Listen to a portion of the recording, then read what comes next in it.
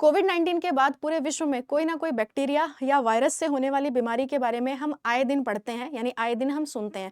आज हम बात करेंगे जीबीएस के बारे में कि ये जीबीएस क्या है, क्योंकि इसको लेकर के महाराष्ट्र में काफ़ी ज़्यादा चिंता बनी हुई है। हेडलाइन आप लोगों ने पढ़ ली होगी कि पुणे में गुइलेन-बेरी सिंड्रोम यानी जीबीएस से हाहाकार, 1 की मौत, 13 वेंटिलेटर पर और 67 में फैला संक्रमण। एडवाइजरी जारी कर दी गई है। हालांकि अब तक महाराष्ट्र का हेल्थ डिपार्टमेंट कह रहा था इसको लेकर के ज़्यादा सोचने की ज़रूरत नहीं है, ये चिंता का विषय नहीं है।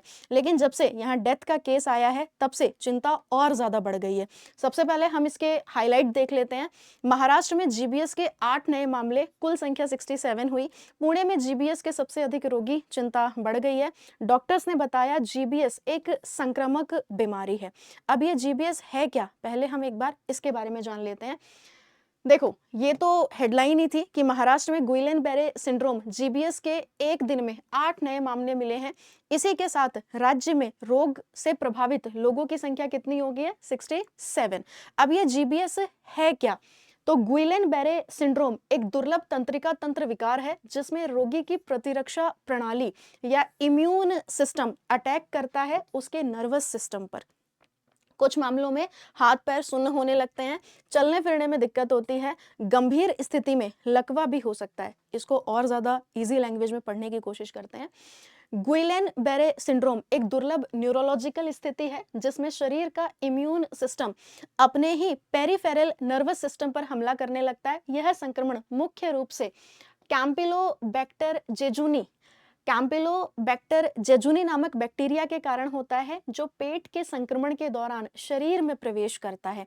यानी कि जब हम बात करेंगे तो ये जो कैंपिलोबैक्टर जेजुनी बैक्टीरिया है, ये सीधी सी बात है, अगर हम कोई फूड या कोई भी ऐसी चीज़ जो हमारे मुंह के माध्यम से पेट में जाएगी तो उससे फैलेगा। तो सबसे पहले हम लोग इसी के बारे में जान लेते हैं कि ये जो कैंपिलोबैक्टर जेजुनी बैक्टीरिया है ये है क्या। कैंपिलोबैक्टर बैक्टीरिया आमतौर पर संक्रमित मांस, खास करके चिकन और मीट में पाया जाता है। इसका संक्रमण अक्सर अधपके मीट यानी कि जो पूरी तरीके से पक नहीं पाता उसकी वजह से दूध में भी हो सकता है और संक्रमित पानी के संपर्क में आने से फैलता है। अब आप सभी को कमेंट सेक्शन में कमेंट करके बताना है कि हाल फिलहाल में डब्ल्यूएचओ की सदस्यता किसी देश ने छोड़ी है, वो देश कौन सा है, क्योंकि उसका कहना यह है कि डब्ल्यूएचओ जो है वो बायस्ड था एक समय पर, जब कोविड-19 आया था तब चाइना के साथ जो है वो डब्ल्यूएचओ ज़्यादा था। अब वो देश कौन सा है जिसने, या फिर अगर मैं बात करूं तो डब्ल्यूएचओ की सदस्यता हाल फिलहाल में किस देश ने छोड़ दी। मुलाकात करेंगे एक नए टॉपिक के साथ, तब तक के लिए आप सभी अपना ध्यान रखें, मुस्कुराते रहें और ऐसे ही सीखते रहें मेरे साथ और पूरी टीम के साथ।